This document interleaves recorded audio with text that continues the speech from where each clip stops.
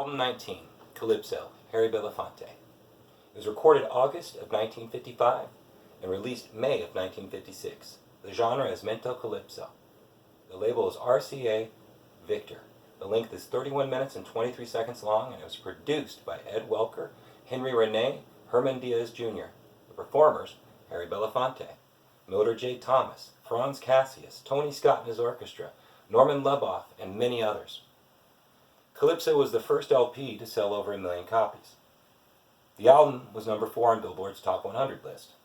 It spent 31 weeks at number 1, 58 weeks in the top 10, 99 weeks on the U.S. charts, and in 2018, it was selected for preservation by the Library of Congress for being culturally, historically, artistically significant. So true. Harold George Belafonte Jr. was born March 1st, 1927, in New York, New York. He is 93 years old today.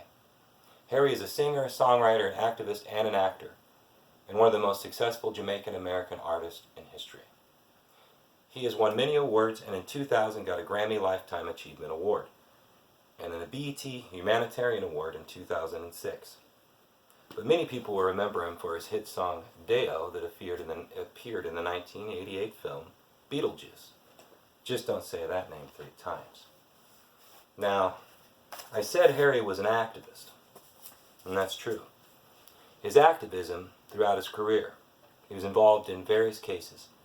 He was a supporter of the civil rights movement and a close friend of Martin Luther King Jr., which those 3, Tony Bennett, King, and Belafonte, marched in 1965 in Alabama.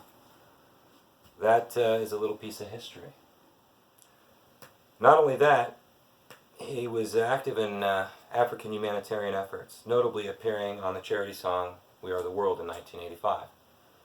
In 1987, he became the UNICEF Goodwill Ambassador. He received the Jean Herholst Humanitarian Award from the Academy of Motion Pictures, Arts, and Science in 2014. Heck of a guy, so check it out. Go to my stories and my Highlight 20 if you want to see better pictures of the album, hear a little bit of the music, or leave a comment. I'm going to go ahead and continue with this. And what I want to talk about is Frank Sinatra. Heck of a performer, but what's he got to do with this? Well, he was a civil rights activist. And Orson Welles once said Frank slugged a guy, a bartender, who refused his friend that was black a drink. And he won an honorary Oscar in 1945 for an anti-racist short film, The House I Live In. He played a major role in the desegregation of Nevada hotels and casinos in the 50s and 60s.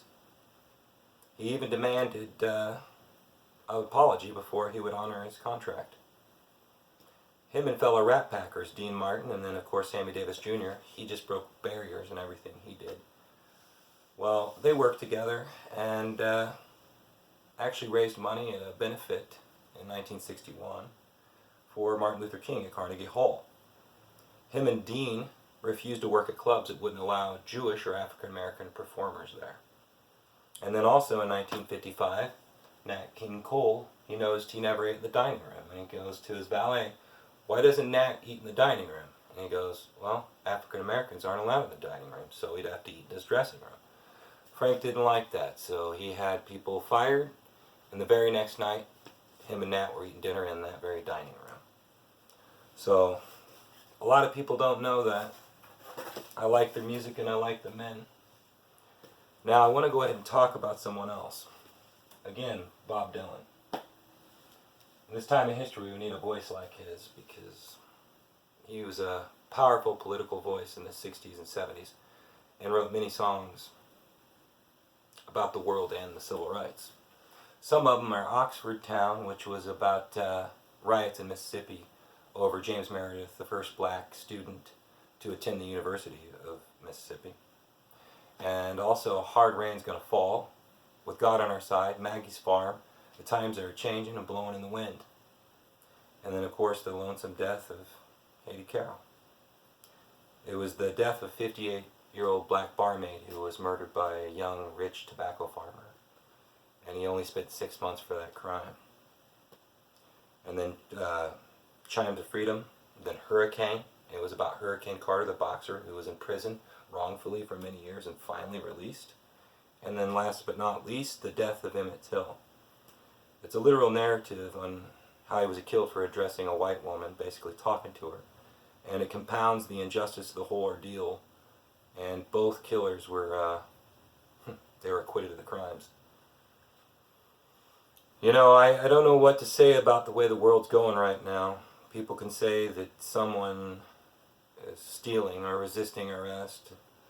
No matter what it is, no one deserves death. You know, and not all men are thieves, crooks, or slave owners. We are all brothers and sisters.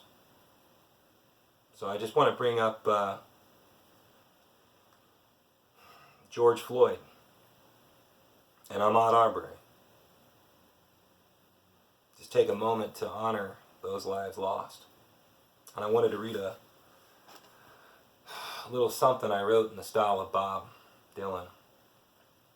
'Twas up in Minnesota not so long ago, a man asking for breath, a man kneed on another man's throat till death, a dreadful tragedy. The color of his skin was black, and his name was George Floyd.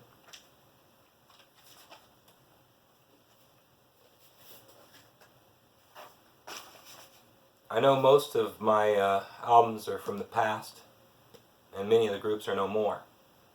And yes, many of the artists have passed on, but their music and deep messages live forever.